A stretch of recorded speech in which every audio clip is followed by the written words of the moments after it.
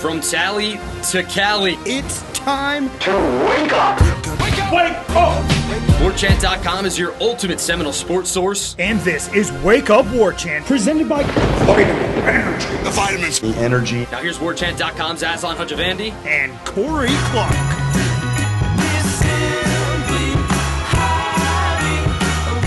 Wake up! It's Wake Up Warchant presented by Vitamin Energy. Coming up on today's show, quarterback coach gone, GM gone, OC quarterback. Who knows? Wake Up Warchant presented by Vitamin Energy. VitaminEnergy.com. Shake it and take it, and buy one get one free. Everybody, we're getting close. Christmas time, everybody. Have you done your shopping? How about you just buy one get one free? Drop it in some stockings. Leave it in the break room. I don't know. Just wrap a box. Put it under the Christmas tree. Look at the joy you can spread, all with vitamins and energy, 7 hours of energy, vitamins and nutrients that make your mood improved, your focus improved. Give it a shot. VitaminEnergy.com, warchantbogo, your promo code. Buy one, get one free. Warchant.com remains the ultimate Seminole sports source until further notice, everybody. $1 for a week, full year access to The Athletic, everything on the On3 network, the On3 universe at your hands. Come on. Join, everybody. What's up, Corey Clark? We join we join forces once again in a strange time in our programs, our storied favorite programs history. Wouldn't want to be navigating with anyone else. How are you, partner? I'm good, buddy. I hope you had a good weekend. I did.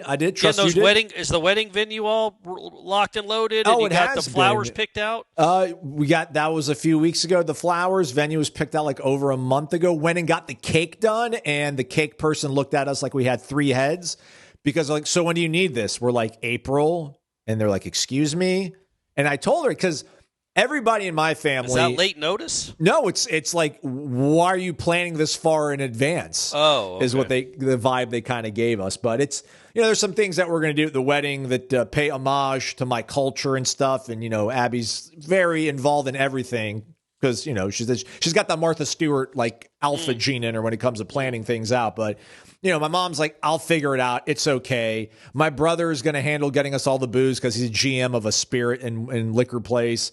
And she's like, well, what are we going to do? Like, when are we going to get him? I call my brother. He's like, hey man, like, it's fine. It's April. We'll talk about it in February. I'm like, well, it's like, it's Christmas time. There's all sorts of promotions and quotas that if he hits, he gets bonuses. I'm like, you don't want to jump on it? He's like, no, I'm fine, man. It's all right. We'll be fine. Okay, I'm like, good. all right. That should make you feel calmer. Yeah, it does feel. Like he's not worried. You're not worried. Are you worried, Corey, about what's going on in Florida State football? Of course. Isn't everyone? So let's see what happened here. I guess since we last hung out, everybody, we did not do a show on Friday, but we did drop something with Irish O'Fell, Corey Clark, our managing editor, that talked about, just some of the comings and goings and Gus reading things. And I don't know if the Tony news dropped, but I guess Tony Tokarz, formerly an analyst and then promoted to quarterbacks coach once Kenny Dillingham left for Oregon, has moved on, man. Shout out to him. Buffalo offensive coordinator, college, University of Buffalo. Not the Bills. Not the Bills. Are they the Bulls? They are. That's so dumb. They did it on purpose, right? There's no way they didn't do that. The Bills, Buffalo Bills, Buffalo Bulls. All right. Anyway, go ahead.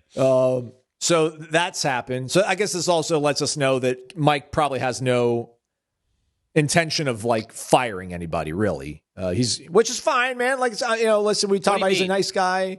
Because he found a landing spot. Yeah, like nobody's going. Maybe it's a certain point. He's like, listen, you have till December 30th to find a job, and if you can't, like, I got somebody lined up. We have to announce it. That's probably not how it works out either. But anyways, just the fact that we heard nothing about Tony, we heard nothing about Gus, and all of a sudden it's like Tony's off to Buffalo to be the OC. It's like, well, that doesn't feel like, I don't know, Corey. I think I'd rather coach quarterbacks in a Power 4 conference than be the OC in the MAC. But it could be looked as more than a lateral move.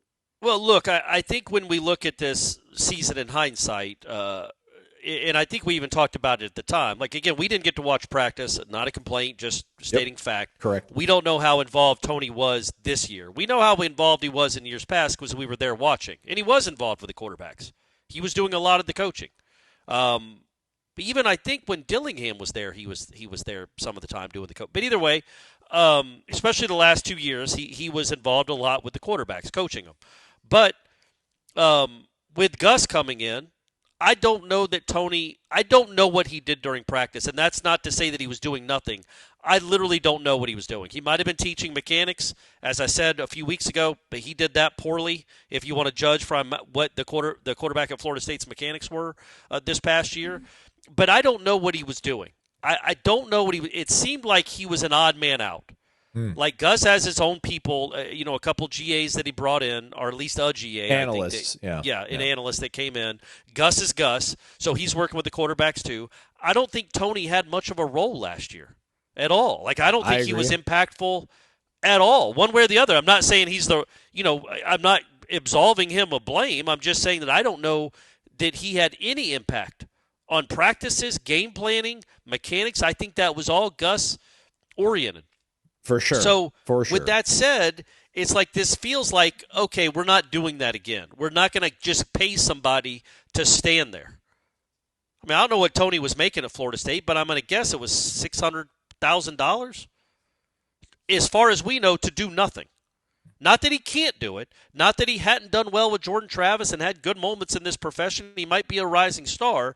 He just wasn't asked, I think, to do anything this past year. Yeah. So I'm not saying it's not a big loss. I don't think it's a loss at all, only because he wasn't asked to do anything, which then you would rightly say, pivot. Well, then what were you paying him for? Yeah. Why do we have people why do we have people on our staff that are really not actively day in, day out, every single period of every single day helping us get better? I think a lot of it has to do with the timing and the it's like they hit an emergency button last year at 2-10. After that Notre Dame game, they fired the OC, they fired the DC, and then they wanted to make things as easy as possible for a smooth transition quickly. And that might have been like, Gus, look, man, I know you might not even use him, but Tony's staying.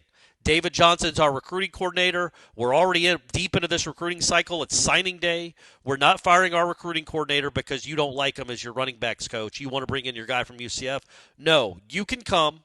You can bring Herb Hand, and you can bring a couple of quality guys, grad assistants, quality analysts. You can bring those guys. But I'm not firing my whole staff right now in 3 days. So you take this job or don't, but I'm not going to do that. Gus was like, okay, I'll come. And maybe we'll revisit this after we see what it looks like for a year.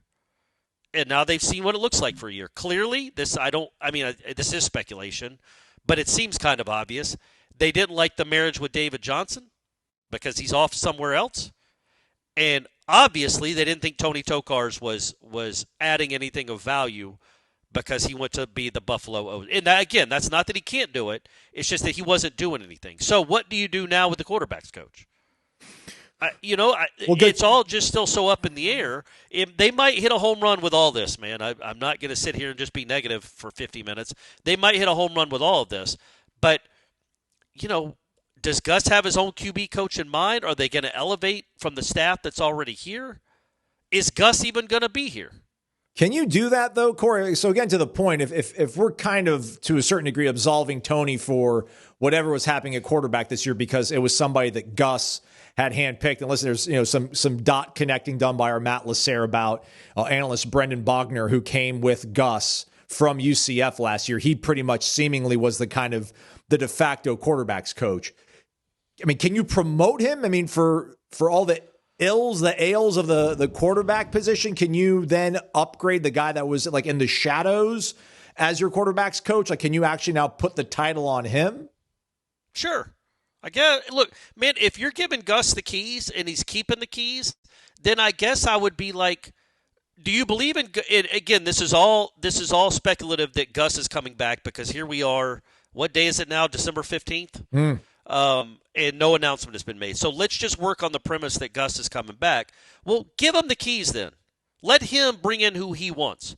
Don't hamstring him with your guys. But he pretty much did, Corey. I mean, he didn't have his running backs coach. He didn't have a quarterbacks coach. Nah, he had his quarterbacks coach. He didn't have a running backs coach. And, I mean, I don't know. Could anybody have gotten through to anybody on that staff to figure out a rotation? Surely somebody realized at some point in, October, what's our plan here? I don't know if there's somebody that he would have listened to over that. But, no, I just think that this is more of the same. If you're not going to bring somebody else in from the outside, then you're you're elevating the guy that was your quarterback's coach by and large last year to be the quarterback's coach. Yes, correct. I would. When it comes to this kind of stuff, I'm not smart enough to know, like, again, what the value of above a replacement coach is for a quarterback's coach. I don't know how vital they are. I know that offensive line coaches are vital and OCs are vital. And at the end of the day, you get Gus as you have to go get the best quarterback you can get with Gus as your coordinator if we're going to go on that premise. Yeah. And does this guy help? Does he hurt it? Does losing Tokarz hurt? That I wouldn't think so. I don't think Tony Tokar's name resonates with guys in the portal necessarily. So at the end of the day, I think it's just shifting chairs, like shifting job assignments or job titles. But the offense, it would appear, other than the running backs coach, and again, it would appear that the offensive staff is going to come back intact. Now, again, you could look at this offense rightly and say, well, it was a pretty good offense overall. Pretty good offense, even with some of the limitations they were working with. 9th in yards, 13th in rushing, 29th in scoring. And even if you take – now, see, the scoring part is what's problematic because you take away Kent State and East Texas A&M, well, now you're probably 50th in scoring. Now, everybody has cupcakes in there. Yeah. Cupcakes. Everybody has – you had two, though. You had two where you scored 130-something points in two games. So how much? What did you average without those two games? We know it wasn't much on the road. So you know, again, the numbers aren't necessarily the end all be all. We all saw with our eyes there were struggles. I think they might think, and Gus might think, and Gus clearly is very, very confident.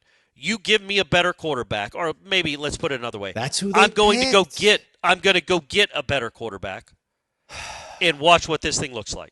Would be the thinking here for running it back, right? Yeah, they wasted no time getting Tommy. They didn't have to get Tommy when they got Tommy. They could. Well, right, but why relitigate that? They did. They made a mistake. They made a mistake. He wasn't good enough. He was good enough for them to. Again, he was good enough for them to be a 7 or 8 win team if a few things break right.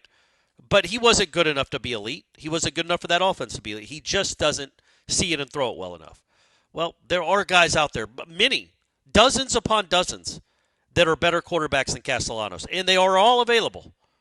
So you can go get – so, again, I don't get really hung up on the coaching staff side of this as much as people know if they've listened to this. I get more hung up on what's the best avenue to, number one, keep the good players you have, and you do have some on that side of the ball in the skill positions. Keep the good players you have and go get the best players you can get, especially at quarterback and somewhere else. Now, again – I would just think if they were if you're getting rid of Gus Malzahn, then you're getting rid of you're getting rid of the probably the wide receivers coach, but more on him in a minute, by the way. And then obviously the running backs coach you just got, that wouldn't seem to make sense. The QB coach that you think is the de facto QB coach that you just mentioned, like you're going to have to blow this all up and go get a bunch of new guys. And we are in the middle of December. I just saw a guy on Twitter commit to USC out of the portal. Now it's just a commitment because it's not signing day yet, but we're going to start seeing that more and more. People start committing. The race is on now. So the more you sit and don't make a change leads me to think there is no change coming. And if there's no change coming, then, yeah, all systems go for the best quarterback you can get. I don't want to relitigate things, Corey, but I don't know if – I feel like it's almost worth discussing to a certain degree. What was the goal then going into 2025? I know we talked about getting back to just decency and respectability to a certain degree, but again, like, so you went into the season like, all right, maybe we can kind of just have a redundancy of guys at the quarterback coaching position. It's Tommy Castellanos. We're really not going to reinvent him at all. He's just going to, he's going to be what he is. He's going to be a running threat, and hopefully we can throw off of that, but he got hurt and we couldn't do as much as we wanted to. I mean, you brought in whole new defense. You decided not to go with any kind of defensive ends, pass rush specialist coach. And then like now, so all these things that you could have done last year, I don't think you were hamstrung money-wise, maybe calendar-wise, but I don't even know about that. Like all these things that they're doing now, these are things that they could have done last year, but they chose not to. I guess, credit them for evolving and being like, we should probably do these things. Or I almost just, this makes me feel that much more anxious about what's going to happen, because like, how did you miss out on doing these things last year when you absolutely had to do everything you could to get this program turned around, and you just decide to like, we're not going to go with this coach, and we're going to have a guy that pretty much is just an echo chamber for somebody else? Yeah, I don't know. I think a lot of it is like, that's too much change at once. Like, okay, I already got rid of 3 coaches, including my 2 coordinators. Don't bombard me with probably 4 coaches, I guess.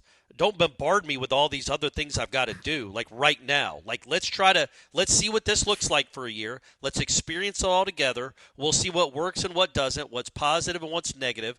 And then that experience will inform what we decide to do for 2026, I guess, was the plan. Look, man, I know people don't want to hear it, or a lot of people don't want to hear it. They were a better team. They did improve. And I've said that repeatedly. They did. They got better, but they weren't nearly good enough. But maybe there was some things along the line where Tony White, like the middle of, let's say, October, was like, well, this can't keep going on. Or Gus was like, this isn't right. This isn't right. This isn't a good fit. This is something we have to change once the season is over. They didn't know it beforehand, but going through it, I mean, they've been doing this long enough, man. Yeah, but we've all lived life, man. They're all things that you think are going to go a certain way until you live through them, and you're like, okay, now that I've got a chance to take a step back, let me fix this right here. This was a mistake. Let me fix this, or let me try this because this isn't working, or I just don't like that person as a human being, and I don't want to be around him anymore. But now I know. This isn't a good match. These 12 guys in a room, or these 20 guys in a room. I've lived it now. I know what needs to change more. I know what will give us a better chance. All that could be in play. Again, it sucks that they weren't better than they were. It's not ideal, but you just because you're making changes now, I don't know. Like you can't stand pat. So they are trying to figure out what's wrong, and I don't even know if it's like passing blame. Like, again, I think the best performing position on the team was the cornerbacks, and that dude did get fired. He didn't get a landing spot anywhere. They just fired him, which is bizarre. The whole thing. David Johnson's at Arkansas. Tokarz is out at Buffalo. Your man just got fired. No landing spot. No, he's not the DC at Southern Miss. He just got fired. It's bizarre. But anyway, so now that Norvell is coming back, and it would appear both coordinators are coming back, let's get this right. Give them a little more autonomy now that they've been here a year. You know what I mean? Like, let them decide exactly what they want on that side of the ball, because clearly the guy that's making the head guy has been fumbling the ball a little bit, to be kind. So give Malzahn autonomy. Give Tony White autonomy to hire who he wants or who he wants to bring in, who he wants to recruit out of the portal and out of high school, and see where that goes. Because they were kind of forced. Some of the people on this staff were forced on these guys. Well, sometimes that doesn't work out. And you want to make a change for either comfort level or performance level. And we'll see how it works out next year. Yeah, look what happened at Florida State in 2013 after they lost all their coaches. They hired Randy Sanders to be their OC. What are you doing, Jimbo? They hired some guy that was coaching high school 3 years prior to be their DC. What are you doing, Jimbo? Just building the best team ever. Yeah, never mind. He lost 6 guys off that team. Remember, he got 1 first-place vote for ACC Coach of the Year, by the way. 1. He put together the best team in ACC history after losing 6 assistants, and he got 1 vote. And David Cutcliffe got 49 out of the 50. Cuddy. Lost 5 games that year. Yeah. Anyway, I don't remember stuff like that. I don't hold grudges. But yeah, look, man, I don't want to sit here and say that I'm saying this is going to work out. I'm just trying to maybe explain the logic of it, or like why. I got you. And even like relitigating it. Yeah, man, none of this is great. You shouldn't have to be going back to another well again. But it is where we are. This is the reality we're living in, and we'll see if this works any better. I want to know. I want some. I don't know, man. Some certainty, some confirmation of what this staff is going to be, because we are in the middle of December. They're due. Well, you know what the defense is going to be. It's the offense, right? Like, you know what the defense is going to be. It's the offense. But even then, like, okay, well, man, it's 2 weeks or 3 weeks now after the last game. 2 weeks after the last game. just give us a declaration of what if anything is going to change on the offense, because nothing has been announced other than the new edge coach. That's the only thing that Florida State has announced publicly. Mm-hmm. It would be nice to know if the offensive coordinator is coming back, whether you want him to or not. Let's just announce it and get on with it. Move on. But that's apparently not going to happen.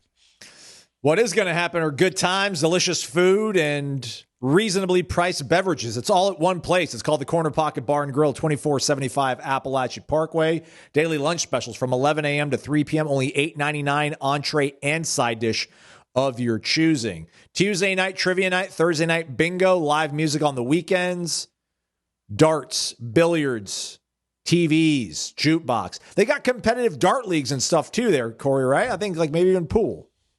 You know, there's a kid that's in there. I don't know his name. I'm going to guess he's in 5th grade. He's there a lot playing darts. All right. And I'm telling you, because I'm in Corner Pocket a good bit, I'll go ahead and admit it. He might be the best 10-year-old, 11-year-old dart player in the world.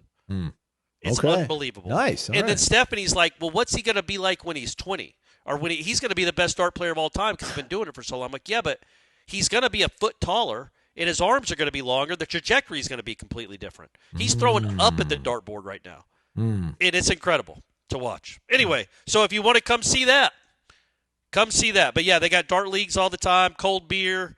You can rent out that side room for a party, or there are a lot of graduation parties there, including 2 this past weekend that rented out the side room at Corner Pocket. You can do your own little festivities there. So good time had by all, cold beer, inexpensive beer, and I'm telling you the food is really, really good. No joke. Really good. Corner Pocket Bar and Grill, 2475 Appalachia Parkway. Ace is the place with the helpful hardware, folks. Why would you wander around a warehouse store looking for paint when you could just swing by your neighborhood Ace? In addition to Ace's award-winning service, we have top-rated paint brands. Plus, our color matching technology allows us to match any color. So stop wandering and start painting. Head to your neighborhood Ace today. In Crawfordville, your home convenience store is Ace Home Center and Napa Auto Parts, located at 2709 Crawfordville Highway. We are back. It's Wake Up Warchant, presented by Vitamin Energy, vitaminenergy.com, warchantbogo, your promo code. Bad production alert. Forgot to mention Darrick Yray in the first segment, which would have merged my talking points of, so you got Tony Tokarz, who we don't think was really doing a lot, and then Darrick Yray is a guy that either you think has been the architect of all the misses and all the bad evaluation and talent that Florida State has accrued the last 2 years, or you think he was simply just kind of a convenient scapegoat. But what was he doing? Why do we have a bunch of people that we cannot articulate and give you an A to B answer of like, this is what he did? Ira did a good job on the video Thursday night that became kind of a quasi-Friday podcast for us, Corey. That basically, Darrick Yray was the GM of personnel, or the personnel GM, one or the other. But basically overlooked the scouting department. Like, okay, gave everybody tasks. Like, look at this kid. We're going to, build a relationship with this person so we can find out who's going to be entering the portal sooner than later. But ultimately, he generates reports, information, and then funnels it to the appropriate coaches. And then they make their evaluations and they make their offers to these kids. So, he's at UCLA. I mean, that's a pretty good landing spot. I feel like I know UCLA's been kind of in purgatory here ever since Jim Mora left. But I mean, that's a better move than anybody else, really, I feel like, that has left this program here recently. Darrick Yray leaves. Now we wait for a GM. A really good point that Ira brought up, Corey.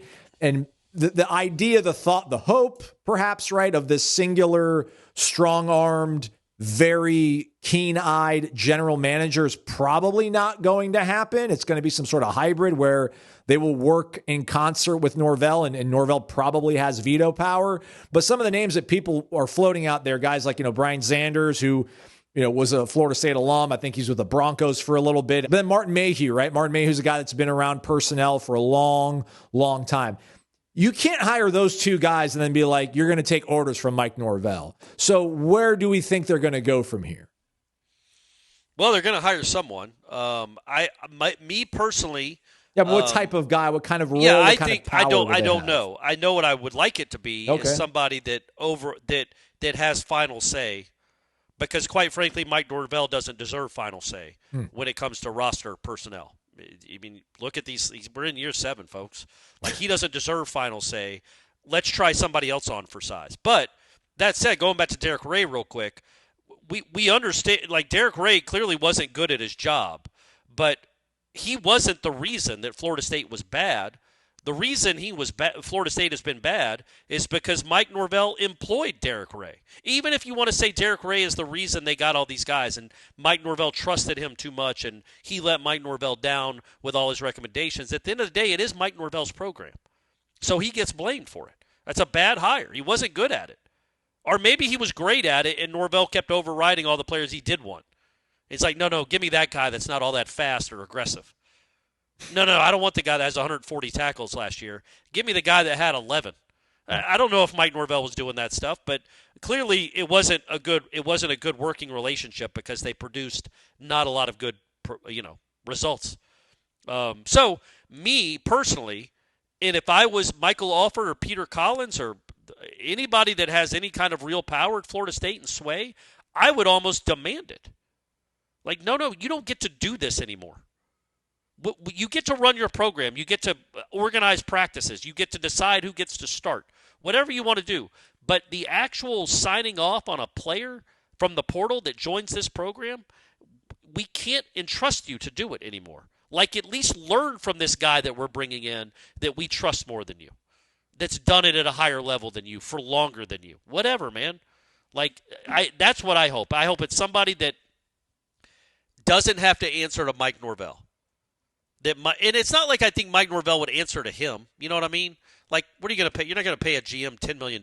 So at the end of the day, whoever makes the most money is really the boss. But you want somebody that Mike Norvell respects and trusts enough that if Mike Norvell and he push back on something, he wins, not Mike Norvell. And also be good at your job and know how to identify talent. And because it just that part of this program has not worked real well here lately. On any level. Again, I do come back to all along, when you look at the whole roster, all the additions they made last year, we keep bringing up the recruits because they did have, I don't have to listen to them anymore, guys. I've listened to them too much. But the true freshmen that played. Yeah. There are some real bright spots out of that class. But then you look at the portal, too. Like, Deuce could play, man. Deuce was a good player. Randy Pittman was a good player. I know he came from UCF, but he was a good player. Jerry Wilson, good player. Like, they did get a few guys. They at least, compared to the year before, they upticked there too. Yeah, man. Pettibone better than T.J. Ferguson, better than what Richie Leonard really was. Yeah, Gunnar Hansen. Yeah, Micah Pettis. Like, they made Jeremiah strides. Byers. Yeah, they made strides in a lot of those areas, especially on offense. So that lends itself to thinking, okay, whoever was helping Mike last year. That's a nice start. Now you just need to build upon that. And again, Darrick Yray I don't think is a huge loss. I mean, I know he's not a huge loss. He might be awesome at UCLA. I don't know, but he clearly wasn't working here. But I just want somebody that's kind of, I don't know, man, the alpha only when it comes to personnel decisions. You know what I mean? Not like a guy that, Yeah, he doesn't have to set the depth chart, man. Make it a GM. Right. He picks the talent. You figure out how to integrate into your system. And also, you have to have somebody that if you have a finite amount of money to spend, which we assume most every college does, other than like Texas Tech and Ohio State, you only have a certain amount of money to spend. Be smart with it. Spend smart with it. If you have to go spend more money than you're comfortable with on a quarterback, you don't go cheap there. And I think somebody like that would know that. And he would have Malzahn's ear. Malzahn might respect him. I have no idea who this person even is, this figment of our imagination. Maybe Norvell's going to make himself the GM and just steer straight into the iceberg. Just take the wheel. I'm going to call plays. I'm going to be the GM. I'm going to do it all, guys. Yeah. I'm going to be the QB coach. I'm going to be the cornerbacks coach. I'm going to do it all. I'm going to earn my money. I'm going to have 3 positions. A special teams coach. I'm going to be that guy too. So, yeah, man, I just hope we'll see. I'm very, very interested. I know Xanders has been mentioned before. I think he's in his early 50s. He was here at the start of the dynasty. I don't remember him starting a lot, but he was a part of those defenses. in the early 90s. He was here kind of at the infancy of at least the toddler years of the dynasty. And then he went and played. He was with the Falcons for 14 years. He was with the Broncos and helped build that roster. Now, I think he got fired after one of those years, but he helped build that roster that won them a Super Bowl. Did he? Yeah, but that was the Super Bowl roster? He helped build it. Oh, yeah. Like they fired him and then brought in Peyton Manning. And then all of a sudden they were awesome. Oh, that one. I thought you were talking like the Elway years. I'm like, what are you talking about the Elway years? Oh, no. Sorry. I meant the ones, when they lost right. and then they beat Cam Newton. Those years. He helped build that roster. He drafted Dumerville. He drafted Von Miller. A lot of good draft picks that were part of it. And then he was with the Jags. He's with the Jags now, I think. So he has a nice track record, and he's been doing it for a long time. And he seems like a very bright person. Martin Mayhew, too. Like those guys I think those guys would have, just their names would resonate, and they would have number one, they know what they're doing, I think, and they have an air of respect and an aura about them, I would think, that would demand respect. And also they care. This isn't just a job to them. People like that I'm talking about. They both graduated from here. Martin Mayhew and Brian Sanders. Sanders with an X, by the way, who's got to be the only person in Florida State history whose last name started with an X. I would think. Yeah. Got to be. It's a one of one. Got it. Maybe the only athlete in school history whose last name started with an X. So, yeah. I think those would be really interesting hires. I think it would be a fascinating dynamic of who answers to who. But, yeah, I hope that we get some announcements there, too. Because maybe Brian Sanders is already on the phone trying to get, I don't know, man, C.J. Bailey to come to Florida State. And they just haven't announced it yet. But my whole point with all this is it would be nice, even if you've got everything completely under control. You know what you're doing on the offensive staff. You know who your GM is going to be and who your front office is going to be. It's all lined up. It just hasn't been announced yet. Announce it. Because it kind of looks like you're scrambling and don't really have a plan. That's not fair. There's no real timetable for this. But I'm just telling you how it looks, right? For people that are already worried that this was thrown together and you don't really have a plan moving forward into this offseason, what you're going to do and who's running the show, every day that goes by without any really announcement of a restructuring lends credence to y'all didn't have a plan at all. And I'm not saying that's the truth, but you can understand why people would see that or feel that. So, maybe go ahead and let's get the ball rolling, baby. Speaking of not knowing or not looking like you know what you're doing, which sometimes I might be accused of. So we thought there was a one-for-one kind of loss addition on the coaching staff on the defense, and that was letting go of Patrick Surtain. Yeah. The affable, well-liked, well-respected Patrick Surtain Sr., and then to bring in Brandon Harris, part of the Harris clan of South Florida, Tim Ice Harris, the patriarch, and then Tim, his brother, who's their wide receivers coach here at Florida State, had agreed, we heard verbally, to take the job. But then at some point on Friday, I think it was, Corey, or maybe it was late Thursday. Well, that had been Friday. He decides not to take the job of Florida State, takes a job with the Florida Gators. Now, there's the people who like to look things, silver linings. Well, listen, all you people were upset that they were about to hire a guy who was at UCF, and now you're all bummed that you lost him to Florida. Make up your mind. I don't know how many people really fell into that camp. I thought it was a pretty decent hire. I mean, I don't know if he's better than Patrick Surtain, but I was like, all right, I'd give him a shot, I guess, But then the optics of it, man, like he says no, like I'm going to Florida. Was it money? Is it stability? Who knows? But, just not a great look again for a team coming off lack of success on the field and not formulating a clear, articulate plan to their shareholders and their fans of what they want to do. So that one hurt a little bit.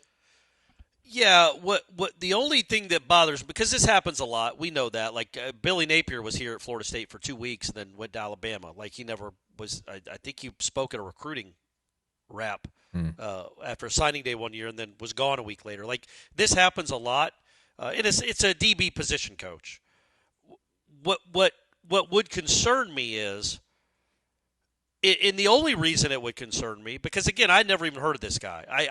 Isn't Trayon Harris one of their brothers too? Or am I completely making that up? Not a brother. It might be a nephew. Oh, I thought there were like 3 of them. I thought he was part of that. Could be. I'll do some research, Corey. Yeah, you do some research. Trayon Harris, who was a former Florida State commit, by the way, and then played at Florida and not very well, but won a state championship on a really incredible high school football team down there in Miami. But anyway, what would concern me is his brother's on the staff here at Florida State. You're right, though. Yeah, Trayon is one of – golly, he's so younger than all of them, I thought. I thought Tim's kind of old. Yeah, so Trayon Harris played football like 10 years ago, I guess. Yeah, Trayon Harris. It's been a minute. He's in his 30s. He's a brother. Not a brother, but like he's a brother of he's a brother. He's a Harris brother. Yeah, there we go. Got it. Yeah, good save there, Aslan. So what would concern me is you had hired a guy in principle. He had agreed to take the job. He bounces on his brother. Like he doesn't even right. That is like, okay, what is his brother telling him? Yeah. That's my first thought. If you want to go down the dark thoughts in your head, like that's the first one that pops up. Yeah, that's it. Like he had a chance to work for his brother. It's not like he's going to a sure thing in Gainesville. In whatever money they're offering him, I can't imagine it's that much more money. Now Florida State's probably not getting into a bidding war over a DB's coach from UCF. I mean, it's not like this isn't Dion trying to come home or even T-Buck, but. This isn't that, but it's like he had agreed to it, and then he was willing to not only not accept the job, to go back on accepting the job, but go to a rival, and then also leave his brother kind of in the lurch. Like it's odd. I don't think that happens much at all. No. And look, that we're all our own men. Maybe he doesn't even have a great relationship with his brother. I don't know. But you could understand why you might think, all right, man, was he told something about this place? Now, there isn't stability here. There isn't. And maybe that was what was told to him. And that comes from a real place. Like I would tell someone, like, yeah, you know at the very least Summerall's going to be there 2 years. Probably 3. Even if it doesn't work out. He's at least going to be there 2 years. You come to Florida State, man, if it goes south again in 2026, you might be out of a job again. So I understand there would be some trepidation there. It's just, but also your brother's on the staff. So is your brother not confident that they're going to turn it around? Is your brother saying things like, take that job? Yeah. Or is your brother, and that's speculation, because his brother might be genuinely pissed at him. Like irate. Like, wait, man. Christmas might be awkward. Right. Like legitimately, Tim might be, wait, man. I got you a meeting with Tony White. I got you a meeting with Norvell. You accepted this job. We're going to turn this around. We got a good thing going, and you're going to bounce for the rival? Man, what? Gainesville? You're a hurricane. Gainesville? Yeah, but so I'm not saying it is one of those things, but you can understand, like, wow, maybe that could be something in my mind anyway. That's the first thing that popped up is like, what were those conversations like? Did he just do that without even talking to his brother? No. Just on his own decided to take the job and then decline the job to go to Florida? Or did he have a conversation with his brother? And what was his brother's message? F you? Traitor?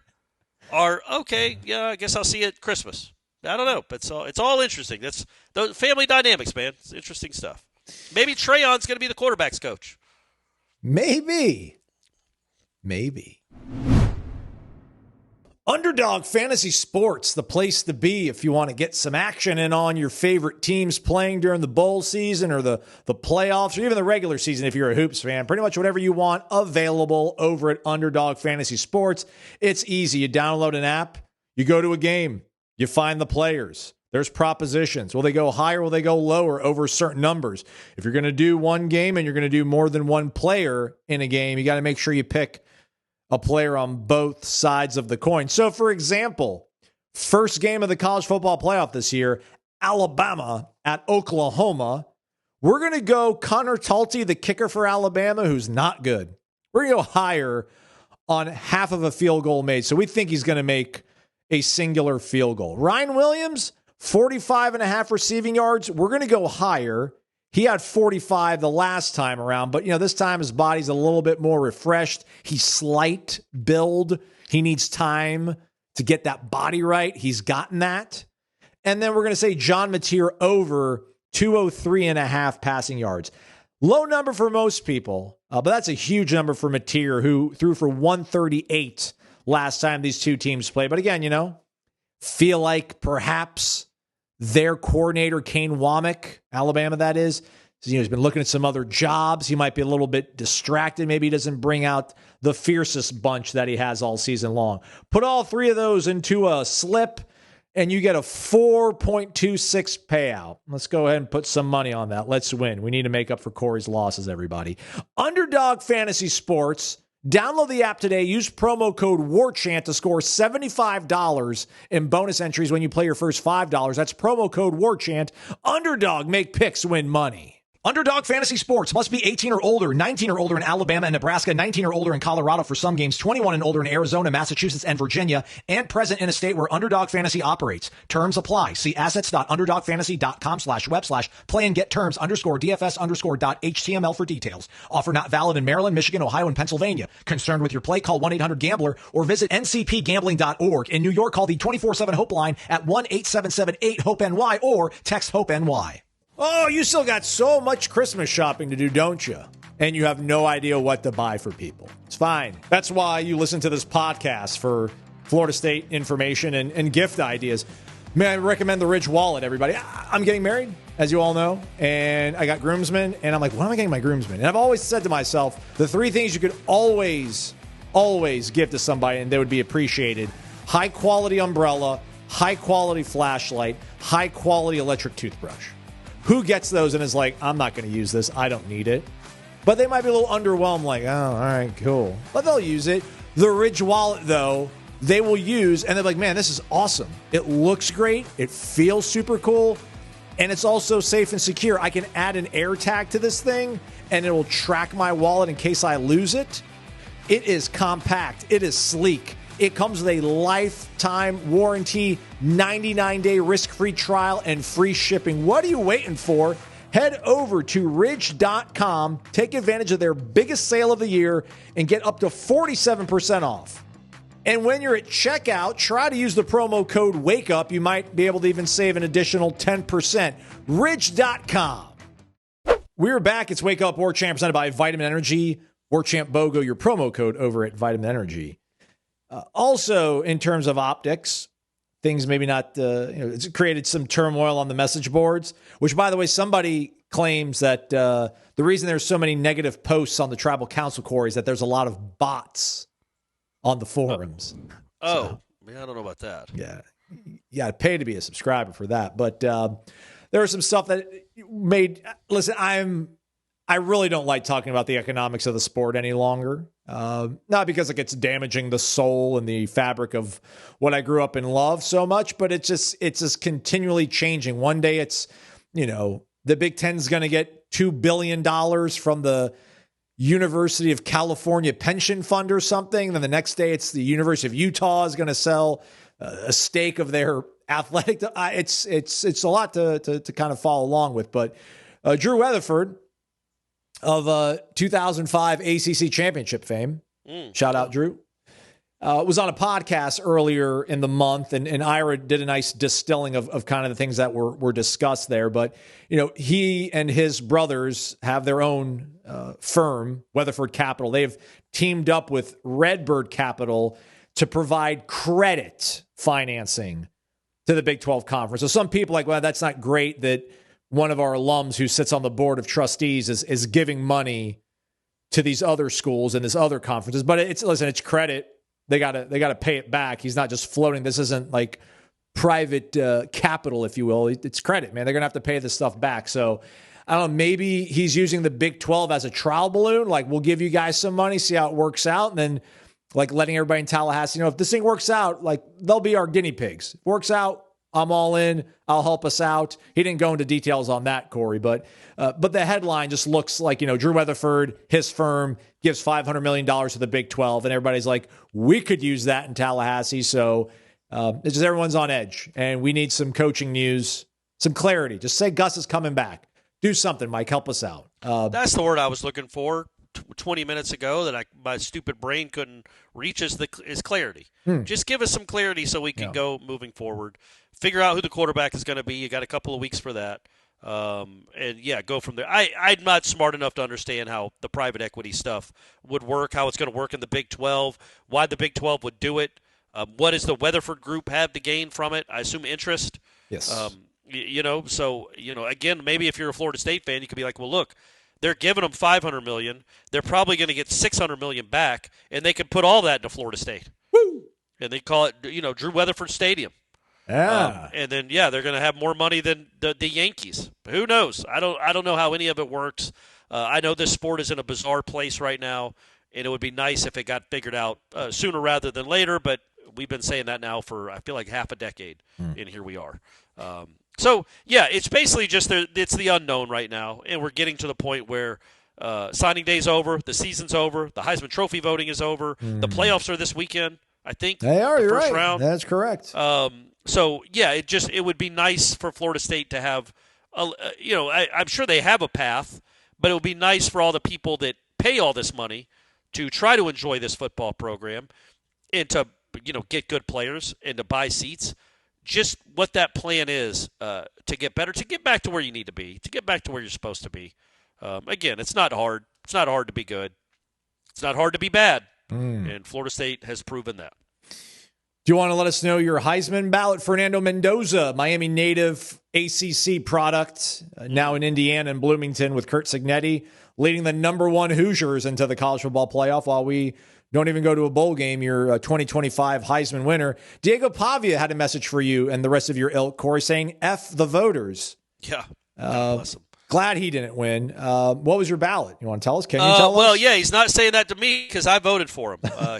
He was my. I had him at 1, and I had I had him at 1, Mendoza 2, and Jeremiah Love 3. I might have reversed those two, but I think it was Pavia, Mendoza, Love. And the reason I voted Pavia is I just think if you take Mendoza off that Indiana team, that defense is still incredible.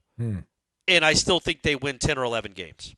I still think they're in the play. I still think they're a playoff team, even if Mendoza is not there. If you take Pavia off Vanderbilt, I think they're probably 6-6. Yeah, maybe. Yeah. They were a borderline playoff team. They're a 10-win team, and so much of it is because of him. I voted more on the impact. There's no real rhyme or reason. They just say most outstanding player. I don't know that either one of them were the best football players in college football this year. I just think Pavia is one of the more valuable quarterbacks in recent memory anywhere. It's incredible what that program has become in those 2 years with him. They won 10 games, man. If they win their bowl game, they're going to finish top 10 in the country. I don't know that Vanderbilt's ever done that. It's incredible, and it's not like they're loaded with NFL dudes. I just think that guy has so much of an impact, and he's really good, and they score a lot of points. That's why I went with him. Mendoza, and look, man, did Mendoza win it because they won the Big Ten title? Because I'm pretty sure I watched that game, and Indiana scored 13 whole points in one touchdown. It wasn't like that was a Heisman-worthy performance. They won because of their defense. And so, that's why I went with Pavia. He says he wants to play in the bowl game, so that's cool. Who, Pavia? Yeah, they're playing What about Iowa Mendoza? In Tampa. Yeah. I know, it's joking. Mendoza going to do it too? Well, good for him. Yeah, man, that's the kind of kid he is. He's probably never going to play it down in the NFL, but he is man, and I know he's a pretty unlikable kid when you're watching him, especially if you're playing against him and some of the things he says, but the way he plays, man, I feel like he's good enough that Florida State would have been in Charlotte with him. I almost don't even doubt it. I don't even think there's much debate that he is good at, if he can will that Vanderbilt team, who again is well coached. You think there's any world in which Diego Pavia scores one touchdown at Stanford? Or one at Clemson? Or one at NC? There's no world where that happens. It's not like he was playing a bunch of Big West schools. He was going up putting 30 and 40 points on the SEC routinely with not great. I mean, again, they got dudes. It's not like it's Vanderbilt of the 1980s, but he's not loaded with incredible players around him, and they just went and put it on almost everybody they played. And so, that's why I voted for him. And that's what gives me hope for next year. I'm not hopeless. I'm mad. I'm frustrated. I'm not hopeful. Like, I don't think things are going to be great, but I do have hope. I'm not hopeless because you are just one quarterback away. And I do think if they bring people back, the core of this team, and apparently they're bringing the core of the coaching staff back, you make some additions at some key spots, and you go get you a quarterback. The pieces are in place to have a nice breakout type season next year. Love Herb Hand. That gives me hope. That's all. Yeah, love Herb Hand. Don't want to discredit, take away from anything that he did. But again, as we sit here and talk, man, I think we might have done a story on just some of the names to watch, quarterbacks in the portal, and it's your boy, Colton Joseph from Old Dominion. It's Marcus Stokes from West Florida. Not exactly like headline guys, but maybe Colton Joseph. Is that his name? Colton Joseph, your guy in Old Dominion? Is that it? I think. Yes. Yeah. Maybe good fit, right? Good fit. Maybe make a couple extra throws that Tommy couldn't do, but still your presence puts defenses on their heels much the same way that Tommy did. So we can convince ourselves that would be great. But would you take if there's and I can't even throw a name out there. I think they said Lenora Sellers is probably going to stick around in South Carolina. Yeah. I don't even know if he was the guy. Kendall Browse is going to try to coach him up. We'll see how that goes. Yeah. Once a Nole, always a Nole. But would you go broke almost, Corey? I mean, you've been talking about quarterback. I'm going to keep asking you about this until it's pretty much finalized. But I know there's quote unquote a budget, and that pisses a lot of people off because they want unlimited funds, the way that Ohio State and Texas Tech are operating. But would you take a 2024 offensive line with the number 1 or 2 available quarterback in the portal? Or would you rather give Herb, the money he needs, the budget he needs to kind of replenish his offensive line and give you something similar to what you had this past season, and then get somebody that might be incrementally, marginally better than Tommy? With that position, I just think everything looks better when you have a guy that knows what he's doing back there and is quick, on time, good. All those things make everybody look better than they actually are. Kenny Shaw was a good receiver, a good college receiver, right? Great college receiver. No, he wasn't. He was a good college receiver. He played with a couple of great ones, but he was pretty good. The reason you would say he was great is because of the guy throwing the ball. And Kenny Shaw is awesome, and I know he's a lot of people's favorite player, or one of their favorite players, because of how tough he was. And that dude at 160 pounds maybe would go in the middle of the field and get helicoptered and make incredible catches, or at least try to. One of the toughest dudes around. But what was he before Jameis started throwing him passes? He was catching dimes against number 1 Oklahoma, man, putting his body on the line before Jameis. Yeah, but he didn't really catch it, did he? Kind of dropped it. Remember Jimbo? The only reason I say that is because Jimbo's Jimbo, man. I remember them coming out. They interviewed him right before the second half of that game because I think Kenny got knocked out in the second quarter, and it looked like a touchdown catch, and then he dropped the ball, and he was knocked out. He was concussed. He was literally out. Yeah, it was bad hit. It was really scary and hard to see. But when they interviewed Jimbo after halftime, he's like, yeah, and we had that drop in the end zone there. We get some points there. Well, I hope Kenny's okay. He then caught himself well, that didn't sound great. Jimbo just called that a drop. And it's man, he got knocked out, Jimbo. Give the guy a break. But, yeah, so that's the only reason I said that I clarified that he dropped that. But, yeah, man, these guys, the great quarterbacks make everybody what would Malik Benson have looked like with Jameis or Jordan Travis? Because we know what he looked like with bad quarterback play. Bad quarterback play ruins everything. Average quarterback play ruins everything. With a good to great quarterback, you've got a chance. They make everybody better. They raise everybody up. The offensive line looks better because they don't have to block as long. The receivers look better because the ball is on them. They don't have to be wide open, streaking down the sideline to get the ball thrown to them. It all lends itself to having I just think, I don't even know what your question was. But you need a good offensive. I don't know. 100%. I don't know both. What they had in 2024 was noticeably, significantly worse than what they had this past season. And listen, Deuce helps, obviously, or like Deuce helps. Mekhi Danzy's speed helps. But man, that offensive line was good. That was a good college offensive line. And I don't know if they broke the bank. I think Micah Pettis probably came with a pretty high price tag because he left Ole Miss, and they let him walk. But I mean, he had suitors. Pettibone maybe hooked you kind of up because he seems much more of a guy that likes fit and who's going to be coaching him and culture and things like that. But Pettibone's a check plus offensive lineman at the college level, I think, and maybe even Pettis. Hansen was pretty darn solid. So they're all not going to be here, as obviously we all know. And I guess I would use this as an example. It was the 2024 offensive line was essentially the same one as the 2023 offensive line. Well, one team went 2-10, the other one went 13-0. What was the difference? We again, part of the job of being a head coach or being an offensive coordinator is figuring out, okay, what is this offensive line without a magician at quarterback, with just an average quarterback or a pretty good quarterback, and what, you know what I mean? Like, you've got to figure out what would this look like when Jordan Travis isn't being Jordan Travis. How good will this thing be next year? And that was obviously the mistake they made because it wasn't a good offensive line. It wasn't a good offensive line in 2023. Jordan Travis just made it not matter. That's what a quarterback can do, a good one. He's expensive, though. Jordan Travis in 2025 would be expensive. But I mean, yes, there's a salary you can't pay. Also, I don't know that there's going to be anybody that's actually on the open market that's a given. That's a Jordan Travis given guarantee. But yeah, man, that is by far paramount. That is number one on the list because they make everything better when they're good and they know what they're doing and they know the offense and they know the read and they do everything quickly with conviction. That just changes everything.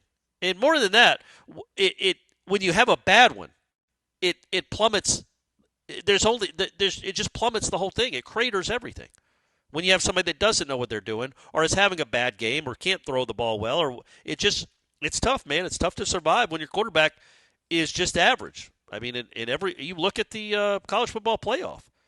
Do any of them have average quarterbacks?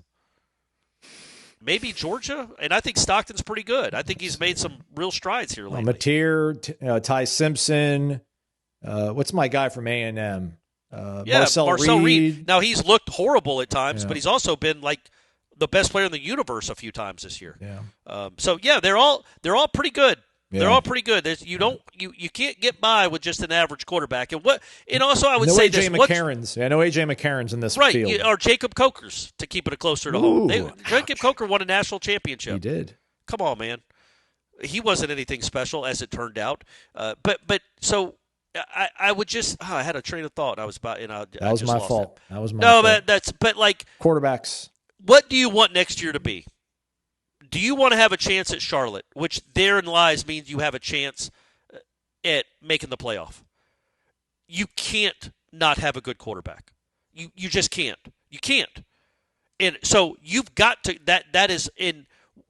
So go get one and figure out. Go get one that is perfect for your system.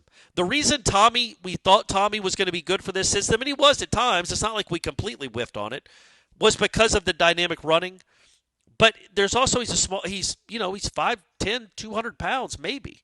He's not a big kid. He can't wear a lot of hits. He had a history of not getting injured, but being hurt.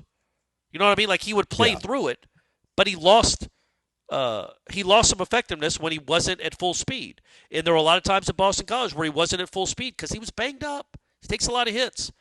Go get a quarterback that is perfect for this offense if this indeed is going to be your offense. So, maybe the Colton Joseph kid is it, the ODU kid. And again, we're just bringing him up. Kind of like we brought up that Louisiana Tech linebacker Tyler 5 Grubbs. years ago. T. Grubbs. The great Grubbs, leading the world in tackles. I have no idea if he's even on their radar, if he'd want to come to Florida State, if he's good enough to come to Florida State. But it just for somebody like him who is a tough runner and an effective runner, but can also make some throws, maybe that's the perfect fit for a Gus offense. But this wasn't it because Tommy wasn't good enough throwing the ball. So if you're running back Gus and you're running back this offense, I do think there's probably a faction of these quarterbacks that just aren't going to want to come play for this. You know, you're eliminating some of the really good ones that might be on the market because they're not going to want to play in a Gus Malzahn offense. But that doesn't mean Gus Malzahn's offense can't go win you 9 or 10 games. Not guaranteeing it, not predicting it, blah, blah, blah, blah, blah. You know what it is, Aslan, as I go on another it won't be a long rant. I was thinking about this in the shower on Sunday. Nice. That's a good image, right? Yeah, man. All lathered up. No shampoo. Don't need it. Don't want it. Come on. You got to wash the scalp still. Come on. Well, I use soap, and I should do something more for my scalp, shouldn't I? Yeah. But what I was thinking was, because people get so fed up with me and Ira on headlines. And the mistake I make is when Jeff says something with certainty that obviously isn't certain. You can't say for certain that Florida State's going to suck next year and there's no way they can win 9 games. You just can't say that with any certainty. I know, but people don't want to hear I don't know, though. That's why he does it. No, but I get it. Too. He believes it in his bones, which he does. I respect. And he's probably going to be right, but it's not a certainty. Yeah. So I push back on just the certainty of it. Right.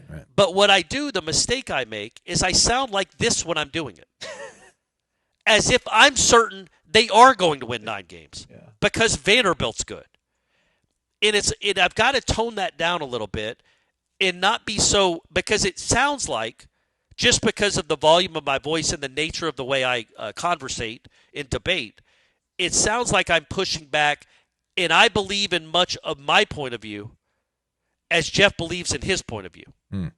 But I don't. I don't think Florida State's going to win 9 games next year. I'm just not certain they're not going to win 9 games next year. So that's what I've got to figure out, how to talk with somebody and make a debate and try to make a point where I'm not doing it just to be a Pollyanna or to be the devil's advocate or just to be contrarian. I truly look at this sport and have no idea what Florida State will be next year. This guy has won 13 games before. I have no idea what this team is going to be next year, and I try to get that across, but sometimes I think I get it across by being too bullish on what they can be next year. Yeah. So I'm owning that. That's on me, because I'm not nearly as bullish about them being good as Jeff Cameron is bullish about them not being good. You know what I mean? Yeah. But it sounds like I am because of the volume and tone of my voice. It sounds like I'm arguing with them when I'm really just agreeing with them to a slightly lesser degree. Right. So with that said, there is an avenue where Gus Malzahn can get him a quarterback that's really good and perfect for his offense that wins them a bunch of games next year. That can happen. I would like to know if he's even going to be running the offense and who is going to be making the decision for that quarterback.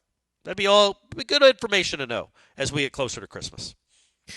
Some people say, why do we need to know? Like, he's under contract. So yeah, we're looking for something that's not even there. That's fair. Like, they haven't announced anything, so should we just progress as if he's coming back? But let's again, just progress that way. He did interview for another job, and when the head coach was asked in a pretty firm and straight up manner about will there be any changes to coordinators, he deferred on giving us any clarity on it. So we have to continue to talk about it. We'll see. Yep. We'll be on the watch. Last football note. Shout out to Jeremiah Byers, by the way. A few days ago, he actually got picked up by the Browns P squad. There we go. All right, JB. He was on the Cardinals P squad for a little bit, so that's good. Not good. Florida State basketball, apparently, again, Corey. Surrendered 60 points to UMass, and that wasn't Cal and Marcus Camby playing down in Sunrise. Clarify, 60 points in the second half. Sorry, correct. Yeah. Yes. 103 for the game. Yeah. 103-95 loss to UMass. I know they're 8-3 the Minutemen. Florida State drops to 5-5 now. I don't know, Corey. You watched this game. I did not get to watch it, but I just, a lot of the discourse around this right now is like sheer panic almost. And I know Florida State basketball doesn't drive nearly as much emotion as football does, and maybe even baseball to some people. But the people that do really care deeply about basketball are hitting all sorts of possible panic buttons and bracing themselves for really rocky 2025, 2026. Yeah.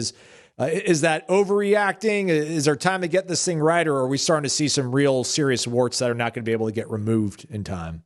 No, I don't think it's overreacting. I mean, that defensive effort in the second half on Saturday was about as bad as the Georgia game and the Texas A&M game. And you thought after the Houston game maybe they had figured something out, but no.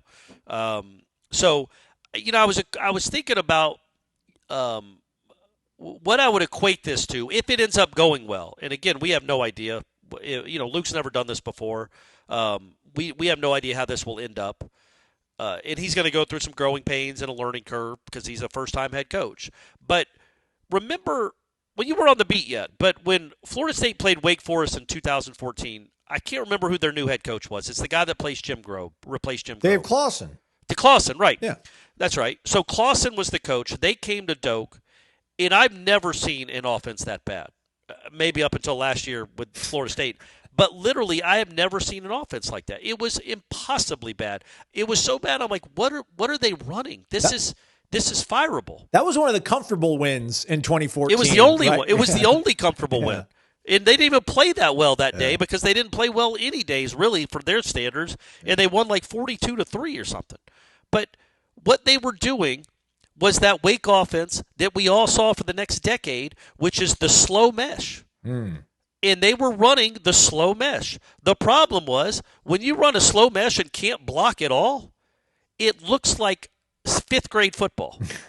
Every play was they had no chance to move the ball. None.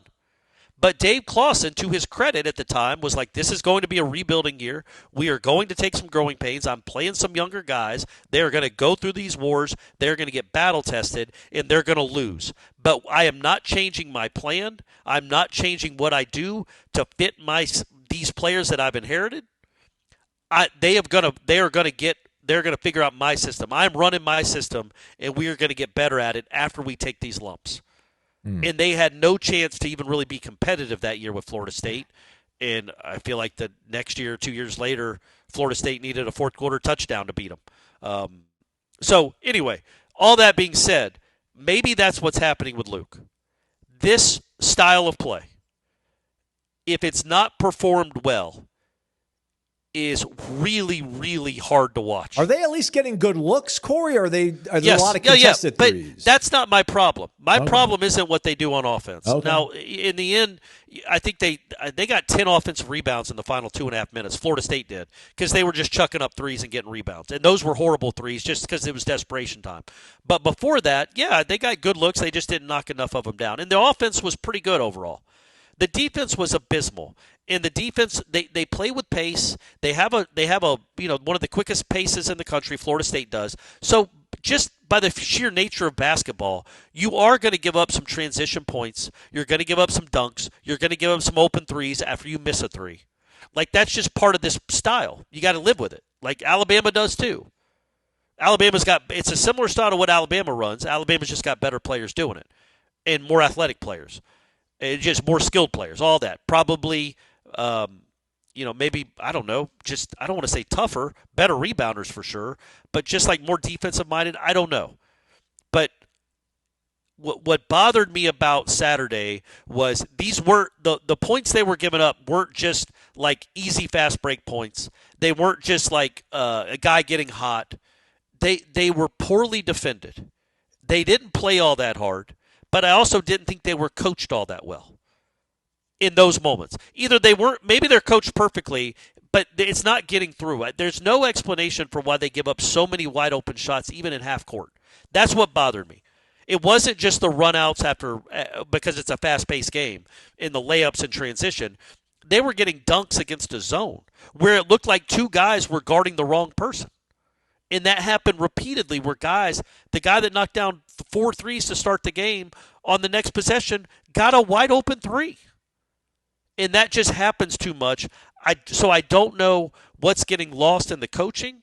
That's what concerns me. Because Luke talked because he's going to get better players. He's got a really good recruiting class coming in this year. He'll get better players. Like they had to go kind of get who they could get in his first year.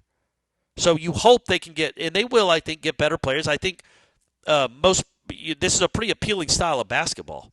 I think a lot of kids would want to come play in a style like this. What bothers me, though, is it's the third time in 4 games where Luke has brought up coaching effort. Like, we shouldn't have to coach effort. We didn't play hard. We didn't play hard enough. What's going on then, man? What's going on? Did you not know? And again, he was kind of thrown into it, but did you not know what these guys, the mental makeup or the fortitude or whatever you're looking for in a team? Like, what happened where you got guys that don't seem to care that much about winning as much as they do about getting shots up? And the reason I say I don't know if they care that much about winning, if you care about winning, at some point, you stop letting people just score at will. You just stop letting people score at will. So they made some mistakes in the portal, I think. I think that's become obvious. And you're going to have games where I don't know how good a shooting team they are. I know they shoot a ton, but I don't know how good a shooting team they are. They just shoot a lot of threes. They don't make a ton of threes. They missed 30 threes in that game, or 29 threes. This is way too much about basketball. But what gives me hope there about that, because I'm always glass half full, Aslan, you know that. 29. They missed 29 threes. Yeah, they were 12 of 41. Yeah. But, I do think he's going to get better players. I do think this style can work. We've seen it work at Alabama. But you've got to get guys that are tougher-minded on defense or coach them up better. Again, it wasn't just about want to and effort that game, at least in the second half. Some of it was just they kept posting guys up literally under the rim. You didn't ball pressure the guard, so they had easy entry passes to guys just posted up on the rim, and you're not big enough to stop them once they get there. This was UMass. What in the world is Cameron Boozer going to do? Like, the competitive spirit has been lacking, but also I think we can't label it all on that. We just can't throw it all on that. I don't think they were maybe coached up all that well because Frank Martin in that second half abused them defensively. Just abused them. His two front court guys made 14 shots in the second half alone. 14 out of 18 in one half of a college basketball game. All point-blank looks at the rim because you couldn't figure out a way to stop it. Well, that's where I'm talking about the learning curve in figuring out what your guys can and can't do and trying to play to that. But he's 9 games into his career, whatever it is, 10 games into his career. It was ugly. And you start thinking about this conference coming up. And, of course, his first 2 conference games are North Carolina and Duke. Because, of course. So we'll see how that goes. But, yeah, my hope is that this style of play will lead to a lot of good players wanting to come here. And you get some – you're just going to get better players than guys from mid-majors. You're not going to have mid-major talent. Robert McCray, by the way, is not a mid-major talent. That guy's a dude. He had 21 and 11. Should have had 15 assists. He had 2 dunks that were missed off his passes, and probably 6 wide-open threes that were missed off his passes. So he's a player, man. He's legit. He's a high-level D1 player. I don't know that you can say that right now about anybody else on the team.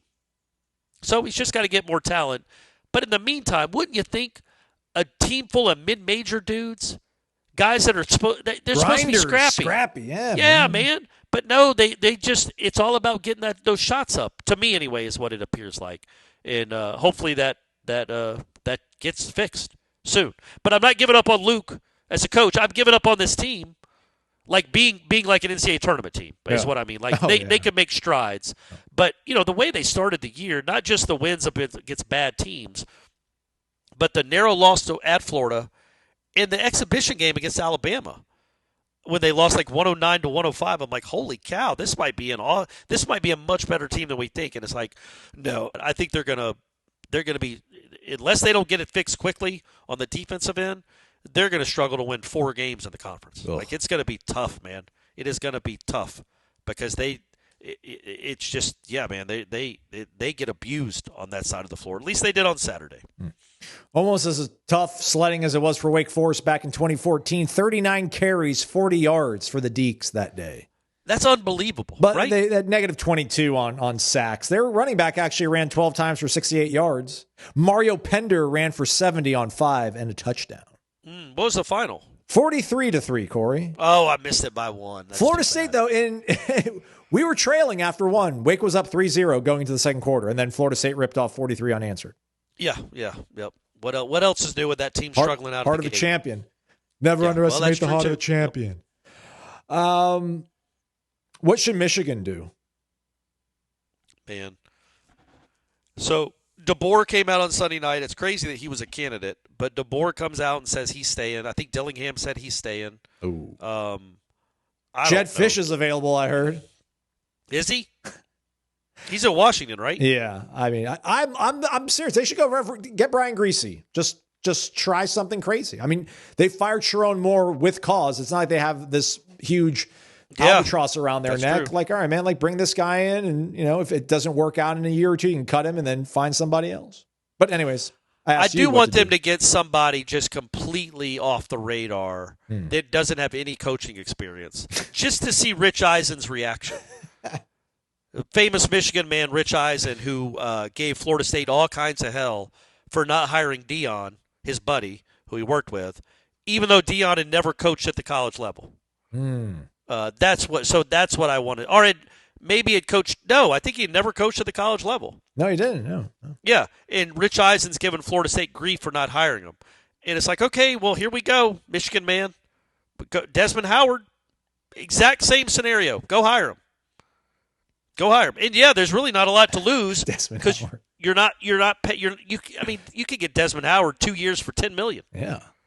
Brian Greasy for the same price. I just say Brian Greasy because he's been with the Niners, and I think just Kyle Shanahan. I know 28-3, I get it, but he's just an offensive whiz, man. He's got it. He's got it figured out. So maybe Harbaugh's brother will be fired after this season. That's another thing, real quick. I know we're on the way out, but I was listening to some podcast. Oh, it might have been the Bill Simmons podcast, and he mentioned Andy Reid being too old. He said they mentioned John Harbaugh. And who was Sirianni from the Eagles. Oh. Sirianni from the Eagles and McDermott from the Bills as all potentially being on the hot seat this year. Let me remind people, Andy Reid and Sirianni coached against each other in the Super Bowl last year. McDermott always wins 12 games or 13 games. And Harbaugh, the reason they're having a bad season is because Lamar Jackson was out for 4 weeks. You know what I mean? But that's how fickle it is at that level up there. They don't care that much about head coaches up there. You know what I mean? It just seems like it's a dime or dozen. Except like, okay, you have a year and a half, get out of here. You've been bad for a year and a half, you're gone. Yeah. But in college football, man, it's like that is the end all be all is who's going to be your head coach. And I think we're figuring out that maybe that isn't all that matters. Certainly Florida State fans are hoping that's the case. Because otherwise, holy moly, you don't have a great one, it wouldn't appear. But nobody told as far LSU as Michigan that. goes, yeah, but right. But as far as Michigan goes, maybe they'll just make that sleeveless guy Biff Poggi, the interim coach for a year, and try to do what Stanford just did, hire like a guy just for 1 year, like a 1 year trial period, see how it goes. I don't know. There's never been anything like this, obviously, and it is honestly, it's more important than just like it's just seeing him at the hearing on Friday, it's just sad, man. That guy was on top of the world. He was a win over Ohio State from being a playoff coach. And I don't feel sad for him as if he deserves our sympathy for what he did. I mean, what in the world? Yeah. But it's such an awful image. And he's never going to coach again. Hopefully he gets help. Sounds like he needs some serious help. But, man, what a fall and what a precipitous fall to be coaching against Ohio State for a spot in the playoff, perhaps, to being arraigned in a white jumpsuit less than 2 weeks later. Gosh. Ugh. So, anyway, hey, at least Florida State's not dealing with that, I guess. Correct, yeah. Yeah, man, 16-8? No, more than that. He was more lost than that. Yeah, man, I think he got like 9 wins this year, right? Like 17 and... I think they were 9-3 this year, right? Yeah. And 7-5 last year. So, yeah, I think 16-8's right. They lost the fourth one. I don't know. But anyways, yeah. Good luck up there. Go blue or whatever. Yeah, right. All right, that's it for us today. Jeff Cameron Show, 1 to 4 o'clock. We'll be on standby, waiting, wishing, hoping for some official news to break. Or maybe we'll get some more rumors on people coming and going, whether it's coaches, whether it's people in the portal. The portal's been pretty quiet, Corey. Yeah. Again, it doesn't officially open until January 2nd, but a lot of people are announcing their intentions through third parties. I think the last person who entered the portal was back in Friday afternoon. Cam Fryer. Yeah. Legacy. So, We'll see how that all goes. Tune in again. Jeff Cameron, 1 to 4 o'clock. Warchant.com around the clock. Maybe we'll do a mailbag for everybody tomorrow, Corey. We usually do mailbags on Tuesday. So, but actually, you know what? Let's make it like on a Wednesday. Let's do like Wednesday. We got some travel stuff coming up. So we'll drop it. Actually, it'll be Thursday. We'll record it on Wednesday. It's a weird way we do business. We appreciate you all listening, though. Subscribe, hit the thumbs up, tell a friend. He's Corey. I'm Aslan. Thanks for listening to Wake Up Warchant, presented by Vitamin Energy, vitaminenergy.com, warchantbogo, your promo code.